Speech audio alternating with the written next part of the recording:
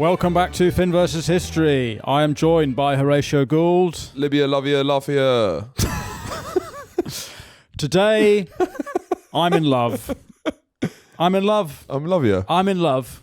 I am in love with Colonel Gaddafi. Yeah. I never thought anyone could replace Hitler in my head as the greatest man who's ever lived.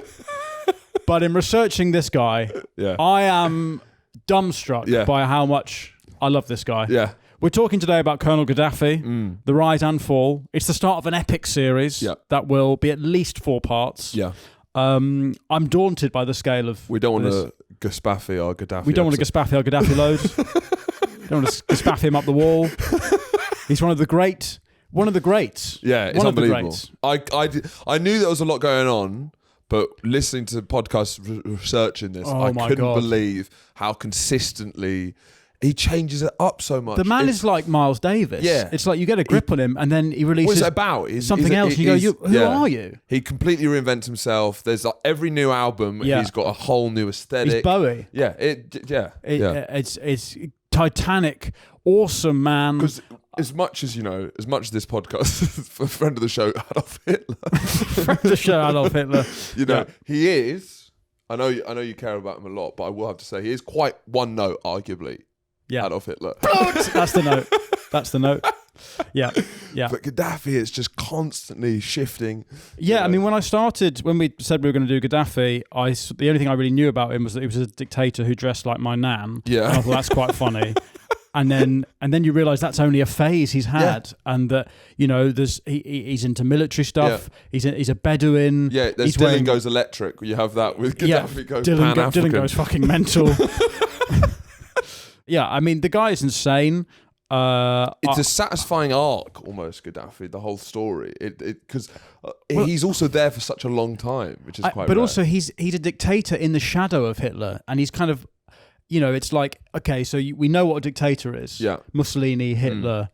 And so he's kind of come after that, and he's playing with the expectations people have of dictators. So like his drag? Almost. I think he is a drag dictator. It's sort of playing with your preconceived notions of what a dictator is. Exactly, what it should be. Like irony, leaning into it. He's a Bond villain. He's an actual Bond villain. Yeah. So obviously the Sacha Baron Cohen's The Dictator, that's about Colonel Gaddafi. That's based and that came out how long after the Arab Spring? It was around that time. Quite close, I think. So I think our idea of the Arab dictator is Gaddafi is still... Yeah. That's our notion of what an Arab dictator is, right? 2012 it came out. Yeah. So it's pretty much straight away. Yeah. This is a story that stretches from Mussolini all the way to... There's not been a better end. Nick Clegg. Mussolini to Nick Clegg. To place this, that's where the story goes. There's not been a better end to a dictator. No dictator 100%. Has met a funnier end. I'd love to see a downfall scene, but it's Gaddafi in a sewage pipe being fucked up the arse with a bayonet. Yeah. Not to give the ending away. So in this episode, we will be... I should say Daniel Sloss is going to come on at some point to join us to deal with this man. Yeah. This great of modern history. I mean, if Hitler's Pele... Right. This is Maradona. Gaddafi's Maradona. Right. In that... Comes a bit later. He's fueled by cocaine. And the things he does, people thought we'd seen the greatest. Yeah. I guess Mao is Cruyff. Right. Okay. In that it's like about systems. I don't really know where the analogy goes. Yeah. In this first episode, we'll be dealing with Libya. What is it? Yes. The Italians, the kind of context that Gaddafi's born into. It's a bit of a blank slate for someone to come in and express themselves. And Gaddafi exactly. Did. Yeah. Libya is a blank canvas. You can do what the fuck you want with it. It's mainly sand, actually. It is actually a canvas, as countries go. Libya is... Yeah, so... where do we start this story? We should just explain... Libya, obviously the idea of modern nationhood came late to Libya, so trying to conceive of it as a consistent nation doesn't really work, because it's part of a North African country, but it's basically just been parts of every ancient empire. Yeah, so it was the Barbary Coast, is that bit sort of top of North Africa. Where a lot of pirates were. Yeah, and I didn't know this. There was a serious problem of them capturing white people and enslaving them. Really? Yeah. White slaves, they would go to Ireland and the south of Britain, kidnapped white people and take them back, and they would enslave them. Were they doing shows about, I'm going to do an Edinburgh show about my white slave heritage. The forgotten white slaves. So, I'm putting that out there. Yeah, the meat for the base there. Yeah. Well, did you know the Arabs actually enslaved white people? I mean, it's just hilarious that the Arabs basically stole the Irish and made them... I guess the Irish have always got a tough deal from it, Whoever it is. But yeah, so Libya, it's on the Mediterranean coast in North Africa, which has lots of different things. It's been Phoenician. Do you know who the Phoenicians are? No, I've got a mortgage. Yes, I don't know what are the Phoenicians. So Carthage? Yes. Which is in Tunisia, which is the country along. Yeah. They're actually just a maritime nation from the Mediterranean who actually come from Lebanon. And so it's it's spread all over the Mediterranean, these sort of seafaring peoples. Yes. Who were entirely wiped out by the Romans. So we don't have a lot of stuff about them. Then the Greeks, but part of the Greek Empire, part of the Roman Empire, Muslim Empire, Ottoman Empire. Yeah, and that's when the Italians get involved. Yeah. Because I suppose the world that Gaddafi's born into is it's half Italian, half African. Yes. So as a people, yeah. I mean, you could not be later for any meeting. Okay. If you're half Italian, half African, you're not turning up. Right. Yeah. Not today meets no. It's not today meets why are you gay? That's where Gaddafi's in the middle of that. And there is so in 1911, I suppose that's where we should start the story. This is where Italy invades what's then Libya doesn't exist at this point. Yeah. It's 3 provinces which are created by the Italians: Tripolitana, Cyrenaica, and then another one, Fezzan. Okay. Yeah. And Italy basically is like a young country. They don't have any colonies. No. And they want to get in on the game. They're seeing all their mates, Germany, France, Britain. Yeah. And they're going, we need to have some of this. We need to have fun. Actually, Dan Snow, in a podcast I listened to, said that you could claim that the carnage of the 20th century really starts when Italy invades what's now Libya, because they start all the war crimes of the 20th century, sort of. I mean, obviously there's the scramble for Africa and all the naughty Belgian stuff, but like what Mussolini does in Libya is sort of the blueprint for what Hitler goes on to do. The carnage of the First World War and like the Russians getting involved in Serbia. Yeah. Sort of the Italian invading Libya is kind of the start of all these. And a lot of this, there's a huge power vacuum opening up as well, because the Ottoman Empire, which has been, a top dog for 500 years. Please, my friend. And has dominated this whole region, North Africa, Middle East, Central Asia. That is now slowly fading, creaking, as all empires do. And so now there's that power grab, Yeah. A team's been relegated. Everyone's going to try and get their best players. You're really fucking up when somehow the Italians have got more energy than you. Yeah. They're taking your land. Yeah. The Italians invade what's this part of the Ottoman Empire, 1911. There is an Italo-Turkish war. Right. Which obviously goes on for a while because there are lots of breaks. Yeah. For a little sleep. And then the Italians in the 20s, they kind of like that settles down. There's like a peace treaty. But as soon as the peace treaty is signed, Mussolini comes to power. Right. So he's like, well, fuck a that. Yes. Fuck a that. Fuck a data. And Mussolini comes in and sees Libya as like, I'm getting that. Yeah. I want right across the sea. Greater Rome. Yeah. He talks about the 4th shore. Okay. So Italy's got 3 shores, right? I guess. Yeah. I mean, it's one shore really, but so it's that, and then there's Sicily, I suppose. Right. But he sees that top of North Africa is like, oh, that's we can make that Italy, and so he goes in, and with his mate Italo Balbo, Balbo. Yeah, this guy. Look at this guy. So this is Italian fascism, the first fascism. Yeah, which people people don't think it's the classic fascism, but it's the innovators. They are the first to do it. They are the first to do it. Yeah. And obviously they go too hard and get a bit sleepy and stop before the Germans take over. But Italo Balbo, he's the mad cunt who is actually against anti-Semitism. Is he? He's anti-Semitism. Very interesting. But he's pretty anti-Arab. Right. He goes in pick your poison. Pick your poison. Pick your team. Yeah. Different drinks, different needs. So he goes into Libya in the late 20s or 30s. He becomes the like chief of Libya, and it's all pretty grim stuff. Yeah. It's forced relocation. Yeah. It's settler colonialism. They concentration camps. But in Italian, it's campo di concentrazione. Right, so it's actually much more fun. You can see that people get hoodwinked much more when it's that, rather than Konzentrationslager. It's, come to my campo di concentrazione. 40% of people die in the camps. Fuck. Oh, yeah, there's a lot of them as well. Yeah. I think it's called the Libyan genocide. Right, I mean, no one knows about it, seemingly. No, because they cover their tracks incredibly well. Okay. I mean, sorry, it's awful. But they... and here's the key thing: Himmler and Goering, they go and have a look. Do they? They go and have a look. They see what's going on here. Right. They're taking it in. It's a work tour. It's a work tour. Right. Okay. So that's what you do. Yeah. It's like when you're checking out a factory and how they make it. Oh, interesting. So they're there in hard hats for a press opportunity. Like, this is a concentration. Okay. Well, maybe we should do something like this. So Italy founds Libya, and the name Libya is an Italian thing. Right. Then obviously World War II kicks off. Libya is a major battleground. Yeah, I mean this is the North African. Yeah, this is Rommel and Monty, right? Monty chasing each other around the desert, right? This is a children's story for me.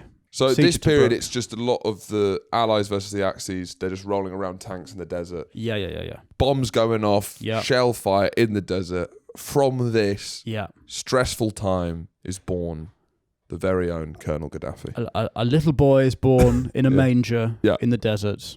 So he's born in a tent. He's a Beduin. Yes. Do you know what they are? I do know what the Bedouins are, because I went to Morocco and it's like they seem to be.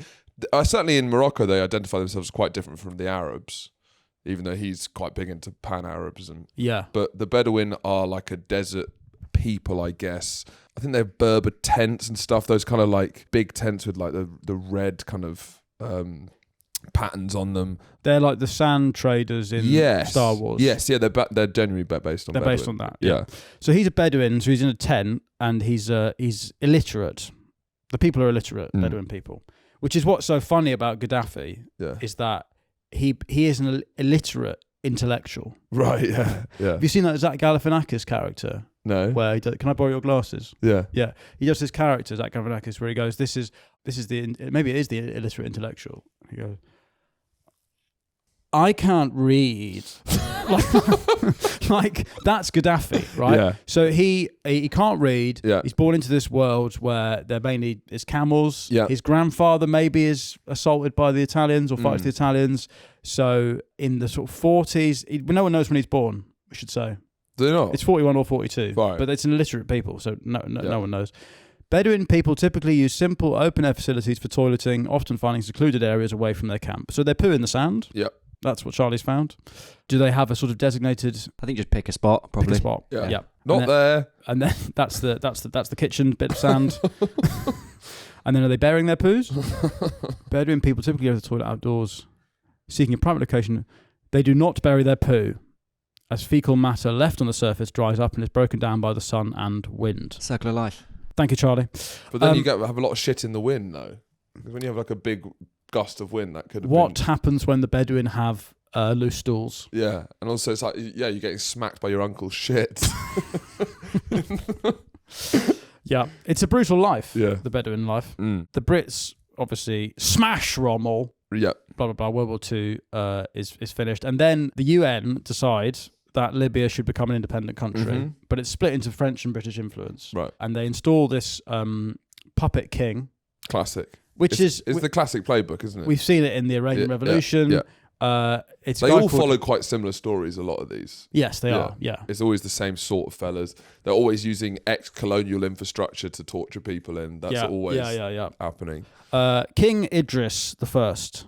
Is he Idris the First and then there's no one after him or before him? He's Idris the last. He's the only Idris. He's a pretty corrupt old geezer. Like the Iranian king, loves going on holiday. He loves going on holiday. That seems to be these Western puppets. A lot. They just hate being in their own country for any length of time. Their country's awful, right? Because they're not governing it. Yeah. So they're just going on a world tour. Yeah. Blah blah blah. Constitution developed, but the big thing, 1959, oil is discovered, and classic. And Idris goes, "I'll have some of that." Brilliant. And the British and the French and the Americans, they're all taking they're getting their oily hands classic. dirty. It's We've classic seen playbook. It a million times. Yes, we love it. We've got oils. We're going to help you with stuff, but give us a huge cut of this. Yeah. So they install military bases, and then corruption. So this is the landscape which Gaddafi is born into. Gaddafi goes to university. Goes to military school. I think he gets kicked out of university. Right. Because he can't read. Right. But he's very arrogant. Yes. He's an arrogant man who can't read. Yes. There's nothing more dangerous than that. He's got like a Kanye West sort of ego that drives him through. Yeah. You know. I don't need to read. Yeah. I'll go to university. But I think he went to the military, whatever Libyan military school there was. Yeah. That was kind of, and I guess that's the way, if you come from nothing, that is the way that you can move up in the world. Yeah. And there he's often, he's lots of opinions, and apparently he'd go around with friends who are like, he already had a couple of followers, just people who respected his opinions. Yeah. And they'd carry a stool around with them because at any impromptu moment he would put a stool down and then just start. What, with no one there? Depending, or people would come. It's just whenever, or maybe there's 3 people. It's like, put a stool here. I'm going to start. Because that was like back in the day. That happened. That doesn't really happen as much anymore. I guess you have people like outside Brixton Tube Station saying that the end is nigh. Yeah. But I think just like getting on a soapbox and just sort of freestyling political riffs. Yeah, this Hyde Park corner. That's still a thing. Is that a thing? Yeah, but that's almost like it's become such a thing that it's more like retro. Right.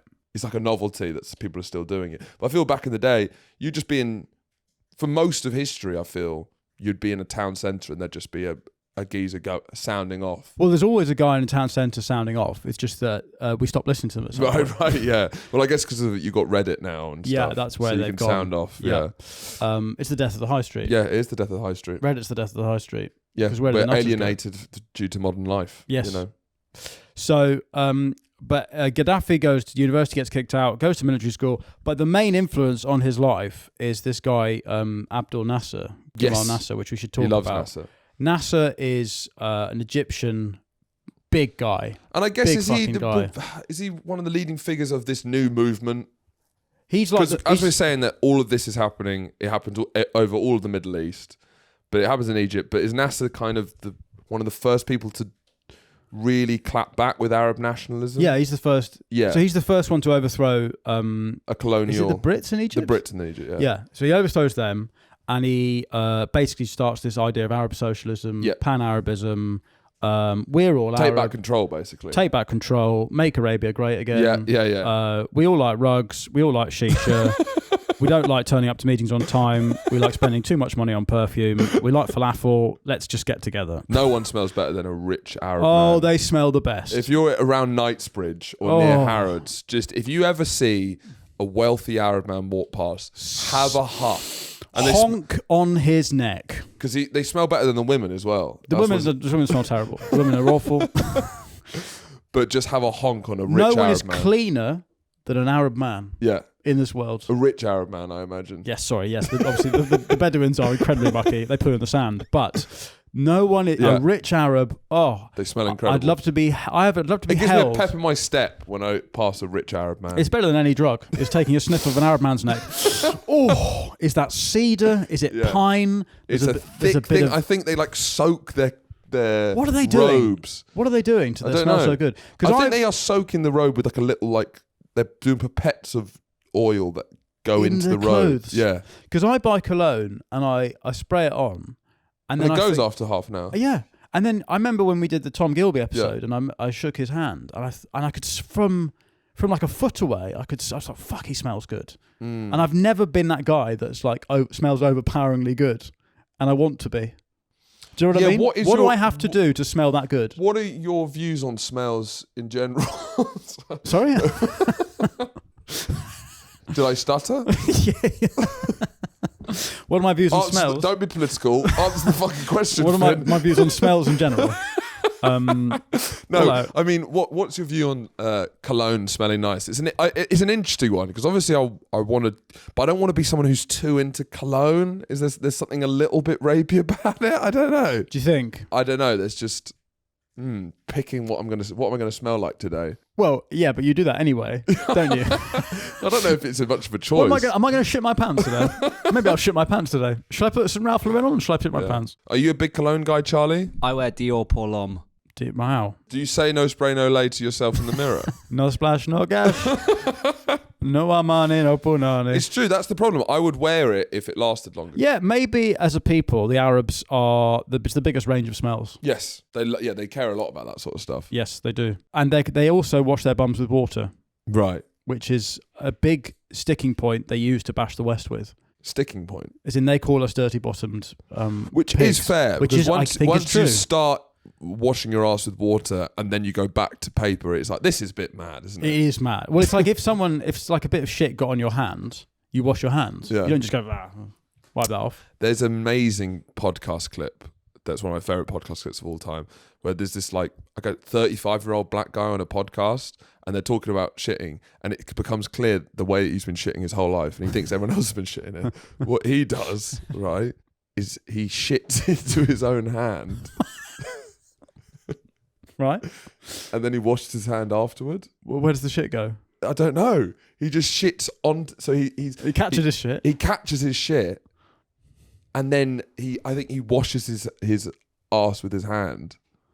And then here we go. Play it. This is one absolutely incredible. Are you telling me that y'all just let the doodle fall in the toilet? Listen, y'all don't catch it every time? Yo, you shit in your hand, bro? With tissue. This is the biggest case of gaslighting I've ever seen. Yeah. He's like, what do you mean you don't shit in your hand? Are you mental? Are you fucking insane? I catch my shit. It's catching practice. I'm in the slips. Yes. That's oh man, that's his own podcast as well. Imagine having, I mean, his world. Her realising and him slowly realising, oh my God, I'm the only one who does this. But also, he must be raised to do this. It must be a long line. I do have a sort of nightmare, or like a persistent little nightmare, that like, what if, everyone has this, right? Because wiping your ass is always that's something you kind of teach yourself, right? So like, what if I am doing it weird? No one talks about like techniques, or it's not a conversation. So what if I'm just... What I do is I get a long line of it and I just go, I sort of floss. I get a towel and I floss my arse. Yeah. What if there's a way of doing it that everyone does? I just pour sand on it like it's a fire. Why is he treating the toilet with such deference? Yeah. That's the toilet. That's the greatest thing humanity's ever produced. That's like shitting into an iPhone. What are you doing? Anyway. Oh, Christ. Back to it. So, where are we at? So, yes. So, Nasser. We're talking about Nasser. And what Nasser, the big thing that Nasser does, which he absolutely loves. He smells very good. I imagine Nasser smells very good. Yep. Is the Suez. Yeah. Tragedy. Arguably the end of the British Empire, or the big humiliation that really signifies to the world. I'd say the Britain is on the floor, wincing, and Suez is it gets kicked in the balls. It's everyone agreeing that Britain is no longer a superpower. It's a disgrace. It's an absolute disgrace. And no Egyptian has ever been brought to trial for what happens at Suez. And basically what happens is Nasser nationalises the Suez Canal, which is owned by British and French. And then the Brits and the French try and take it back. Yeah. And it's just the Americans basically go, nah. You're not doing that. And then we're like, all right then. Yeah. And it's kind of the first time it's clear how much of a little bitch to America Britain's become. Yeah. Because every time it's been like, well, we're both doing that together. Yeah. Yeah, we both do that. Come on, we're going in. And then he's like, well, you can't do that. All right, whatever you say. And I guess this is just after Mossadegh. Yes. In Iran, which we talked about in the Iran series. Yeah, that's all 50s, right? Yeah, so Suez is 56. Yeah. Mossadegh must be 53. Yeah. So I guess, it's like in that era of like, we're MI6, you're CIA, we're all the same. Yeah. And then, Suez is like, no. What do you mean you don't? No. You mean you don't? Nah. You mean you don't poo in your hands? That's Britain. What do you mean? We all poo in our hands, right? And America's like, no. You poo straight in the toilet. Not in front of everyone. Don't embarrass me. No, come on. Come on. Stop joking around. At least pretend you put your hands. Look at everyone's looking at me. Looking at me. Poo in your hands. So Nasser is he's basically like the... So Nasser really comes, of course, well from that, and it's a big wellspring of like Arab nationalism. You could stand up to these colonial oppressors, basically. Yeah, and he's like a figurehead for the whole of, you know, the 50s and 60s in Africa is the independence era. It's like every country is throwing off the shackles of it's the great undoing of the scramble for Africa. Yes, yeah. They're putting the shells back on the eggs. You know, they're back in the bin. They're cleaning the pan. Yeah, this analogy's run out of road. But Nasser is the great brown hope of North Africa, and Gaddafi sees that and he's immediately his hero. Loves him. So he just wants to be. Yeah, it's like he's got like you'd have Ronaldo posters on your wall. I mean, he is. Look at him. He's just the ultimate boss man. Yeah, Nasser, isn't he? My friend, please. What he's the boss? Friend. What is he the boss level boss man? He's the boss of the boss men. Yeah, he's the boss level man. Britain's trying to get through the Suez Canal. No, my friend. Not today. No, please. My cousin has a very good canal in Panama. Go Panama, please. So Nasser, it's sort of Egyptian revolution, throws off the shackles. All of North Africa is excited by the potential, and Gaddafi is a young man who can't read, but he loves the radio. He listens to the Voice of the Arabs. There's a radio station called the Voice of the Arabs. He turns that on. You know, that's radio. Right. That's that's them. Right. He's just tuning it. Just trying to find the tuning. Voice of the Arabs. It's like Thought for Today, but it's just Arabic. So he's getting all this radio stuff. He loves the radio. Can't read. Looking at Nasser, hearing stories about him. Goes to military school. And then he goes to London. Yes. So he gets stationed out in London, or maybe it's part of. It's Beaconsfield. Yes. It's like just meant. Imagine Gaddafi's just Beaconsfield services. Look, there he is. Yeah. There's a grating photo Charlie's getting up of Gaddafi just waltzing through London in his Beduin robes, in his get-up in '66. So he's in London for the World Cup. Is it? Oh, of course. And he loves it. He loves the World Cup. He loves football. Yeah. But I think he hates Britain. He fucking hates Britain. Because this is right. This is swinging '60s as well. Yeah. And he just sees it all as deeply kind of un-Islamic. Haram. Yeah, haram. Yeah. It's a lot of drinking, drugs, all that sort of stuff. We call it the swinging '60s. They call it the haram '60s. Yes, yeah. Gaddafi's in London. I love the idea. He goes Beaconsfield services. Yeah. Gaddafi's just there. Beaconsfield is the best services. Is it? It's got spoons. Right. Oh, Beaconsfield services. What an oasis in the desert. You know what I mean? Yeah. It's the best one. Yeah. Right, shout out Loads of toilets.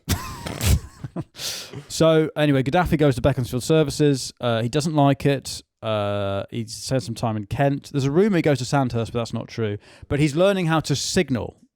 He's being instructed in like military signal. What is that? Soldiers specialising in military communications, right? Which is wireless communication equipment. So it's important for what happens in the coup. Yeah. But he's learning how to do this in Britain. He's there for 9 months. Yeah. 66. Sees England win the World Cup.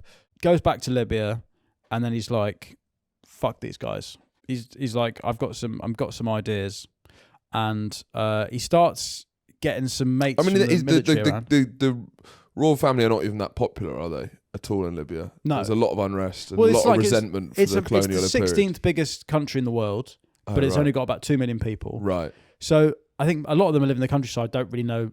You'd say you're Libyan, they'd be like, what's that? What? Yeah. I'm camel or shit in desert. That's me. Yeah.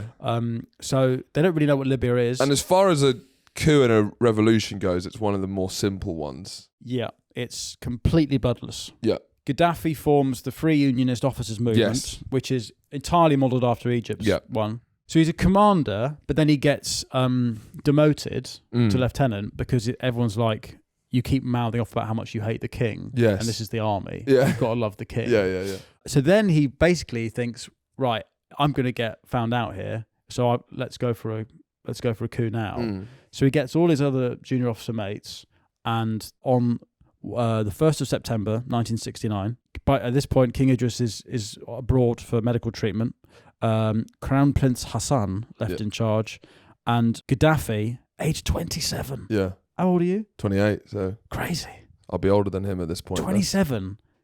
That's a young age. Military coup. Yeah. Him and his boys, they walk into Radio they have a couple stations. of key places.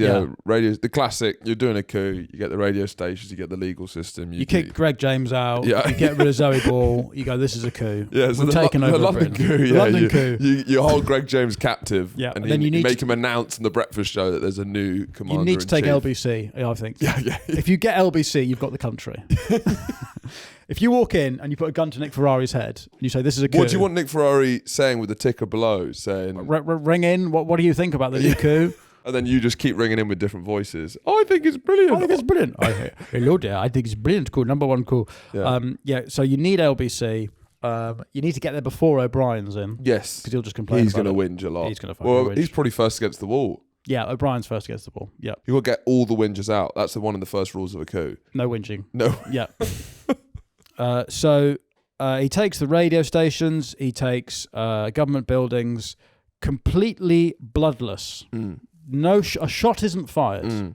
It's just a very relaxed coup. But also, there's no sense. Because it's not this upswing of popular things. It's more like it's basically a vacancy, and it's like a free agent. Is anyone sitting there? No. Okay. You're in charge. Yeah.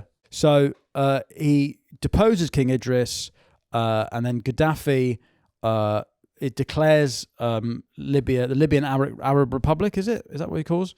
And gets on the radio. Gets on the radio. Yeah. Hi guys, you're listening to Libya FM. It's Colonel Gaddafi here with the breakfast news. I'm in charge. Here's Charlie XCX.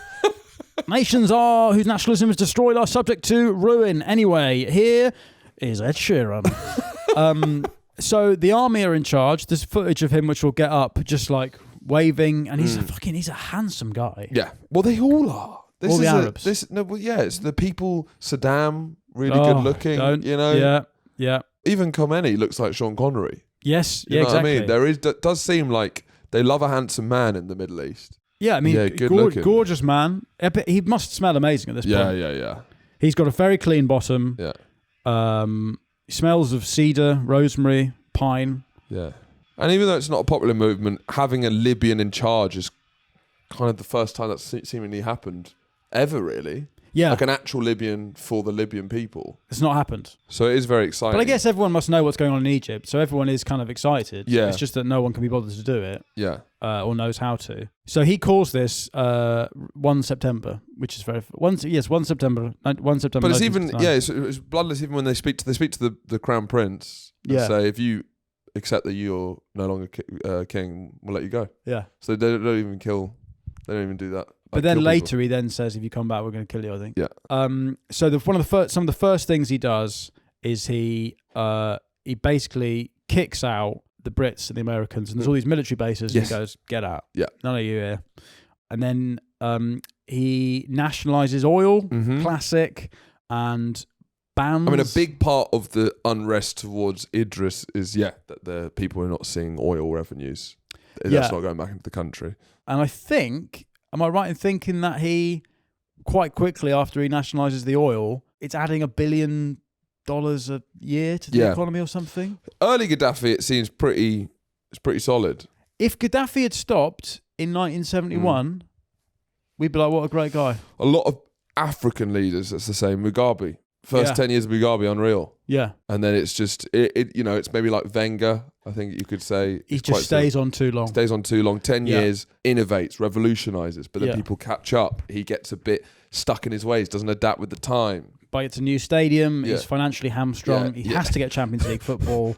He's not pushing it on. He's developing players to save costs when he should be buying big money. Chelsea are around at this point. They're spending a lot of money.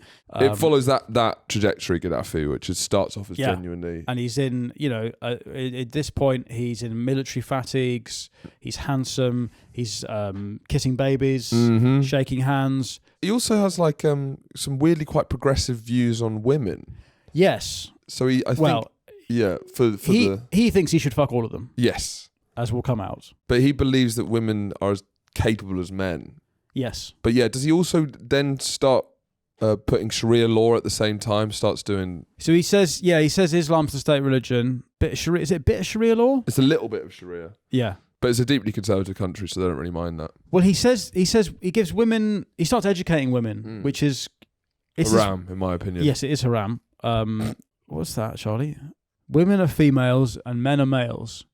According to gynecologists, women menstruate every month or so, while men, being male, do not menstruate. So this is, and we will get to this. We'll get this in the next episode. This is the Green Book. What's amazing about Gaddafi is I love like a dictator or a leader who writes down his thoughts. Yes. And some of the quotes from it are just fucking hilarious. They're meaningless. Yeah. It's absolute gibberish. We'll get to that. But as I said, he is an illiterate intellectual. Yeah. So he's writing a book thinking he's a great scholar. Yeah. And he can't read. Yeah.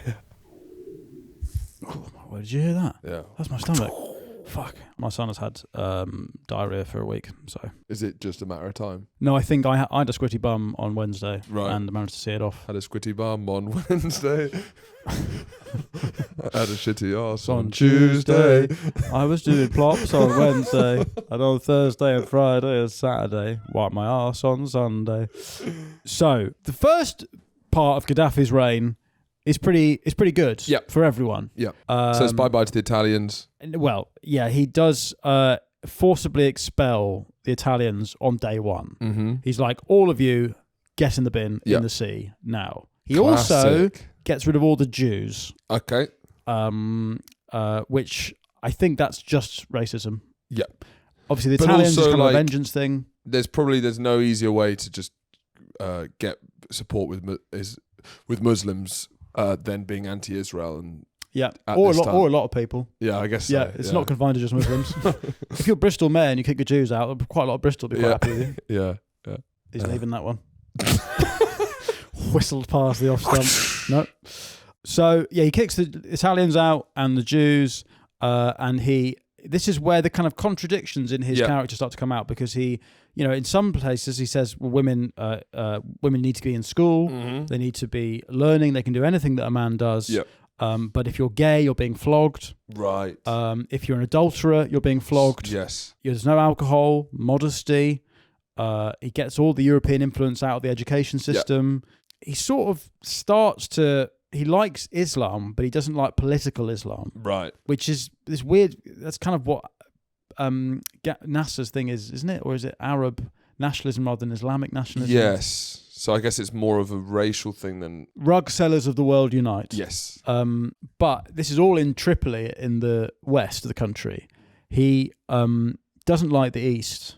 Because... I can't remember, but I think he feels he doesn't have much support in the east. Yeah, so he sort of deliberately just doesn't spend any money in Benghazi. Yes. So even throughout his reign, if you wanted any paperwork done, you'd have to fly to Tripoli to get it done. Just making it an absolute nightmare to live. It's like if you lived in Brighton, but in order to pay your council tax, you had to fly to Edinburgh. Yeah. So he also proposes a union with like the other Arab countries, Tunisia, blah, blah, blah, Egypt. He's been respected amongst the Arab leaders at this point. Well, in what year is it? What year does Nasser die, Charlie? It's pretty quickly. Yeah, fuck. So yes, Gaddafi has only been in power for a year when, in September 1970, Gamal Nasser dies suddenly. His big hero dies. Heart attack. Boss man heart attack. Right. Please, my friend.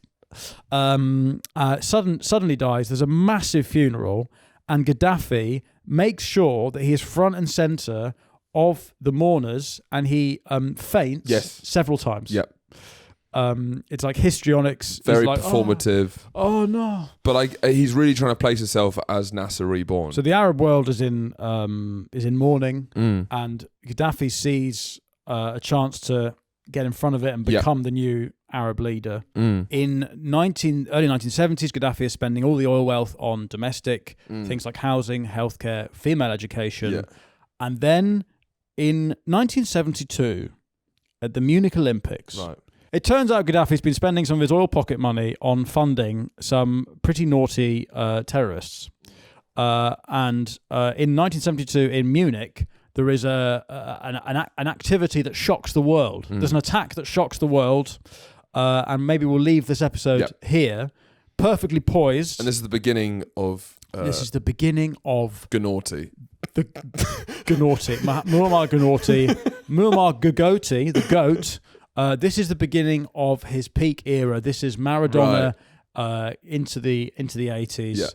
Yeah. A new mad cunt has burst onto the scene, and in 1972 he will announce himself to the world as #MadCunt1. Mm-hmm. If you would like all episodes from this Gaddafi series, it could be 4, it could be 5, who knows? They're all on the Patreon right now, including the ones with Daniel Sloss. For £3 a month, you can become a truther and get access to every series all at one go. Ad-free. And some bonus episodes, including our recent 90-minute concert film on the Zulu War. But either way, thank you so much for stopping by, and we shall see you for more Gaddafi next time. Goodbye, Akbar.